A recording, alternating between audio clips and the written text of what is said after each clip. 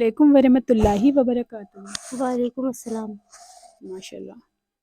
आप ये बताएं, दहेज जो है, दहेज लेना देना वो कैसा है? हमारी शरीयत इसमें क्या कहती है? बिल्कुल मना है हमारे यहाँ शरय में। आप हम्म, सादगी से निकाह करें, जी लड़की को लेकर जाएँ, जी वो अच्छा है। जी ये दहेज माँगने की प्रथा बहुत गंदी है, जी बहुत गलत है। जी और आजकल मैं ये देख रही हूँ जो जितना पैसे वाला है, जी।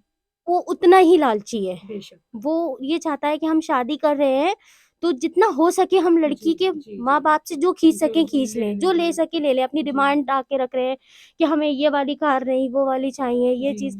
तो ये एक कहते हैं कि मेरी नज़र में तो वो फ़कीर लोग हुए, जी। बेशक कि सही इस बात। तरह से माँगना, तो ये हाँ, नाजायज़ है। जी, जी। ये बिल्कुल सही कहा आपने। देखिए, कोई भी वालिदैन होते हैं, माँ-बाप होते हैं, तो वो अपनी हैसियत के हिसाब से जहेज़ का मतलब होता है कि अपनी बेटी को कुछ देना अपनी खुशी से। हर माँ-बाप देते हैं, लेकिन उसमें उनकी खुशी शामिल हो। लेकिन अगर सामने से अगर लड़के वाले माँग रहे हैं या कर रहे हैं, तो ऐसा हमारे शरीय में बिल्कुल नाजायज़ है। नहीं, ऐसे लोगों से तो शादी ही नहीं शादी करना ही नहीं चाहिए, जो करना चाहिए। डिमांड करें। हमारा शरा भी यही बिल्कुल कहता नहीं है कि करना आप चाहिए। उसमें शादी ना करें, तो वो बेहतर है। बेहतर है, बिल्कुल।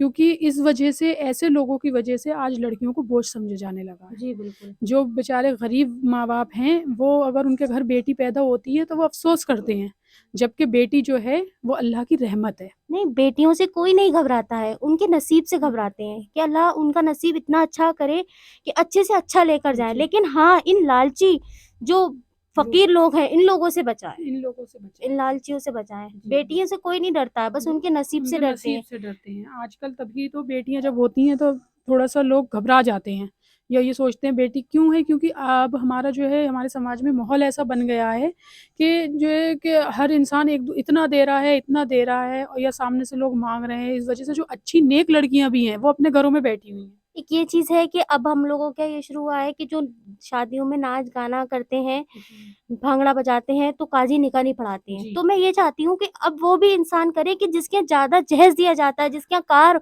महँगी-महँगी दी जाती है, महँगे लोन से शादियाँ करते हैं, उनको भी इस चीज़ पे बिल्कुल निकाह ना पढ़ाया जाए कि इतने जहेज़ आप दे रहे हैं, जो और गरीब लड़कियाँ हैं, जी। उनके पिता कर्ज़े में डूबे जा रहे हैं देने के लिए और उन्हें शर्म नहीं आ रही है फ़कीरों को लेने के लिए, लेते हैं। तो जी। ये चीज़ के लिए भी कि बिल्कुल निकाह ना पढ़ाया जाए अगर इतना जहेज़ दिया जाए। हाँ, ऐसे-वैसे कुछ तो ऐसा होना चाहिए, क्योंकि इस वजह से जिनके पास है उनकी तो कोई परेशानी नहीं है। उनके लेकिन जिनके जो बहुत अच्छी बच्चियाँ हैं, सब हैं, सब कुछ हर चीज़ में अच्छी हैं, लेकिन एक इस वजह से कि उनके माँ-बाप के पास है नहीं देने के लिए, तो वो लड़कियाँ घर में बैठी हैं, उनके अच्छे रिश्ते नहीं आ रहे हैं। तो इसे सबको मिलके कुछ करना चाहिए, क्योंकि हमारे शरअ इस चीज़ की इजाज़त नहीं देता है कि आप किसी के भी साथ ज़बरदस्ती से या उससे कुछ माँगा जाए। वो तो नाजायज़ है। ऐसे लोगों का तो बल्कि ये हुक्म है कि अगर आपसे कोई कुछ माँगता है, तो ऐसी जगह आपको शादी करने से बेहतर है कि आप शादी मना कर दें। बिल्कुल।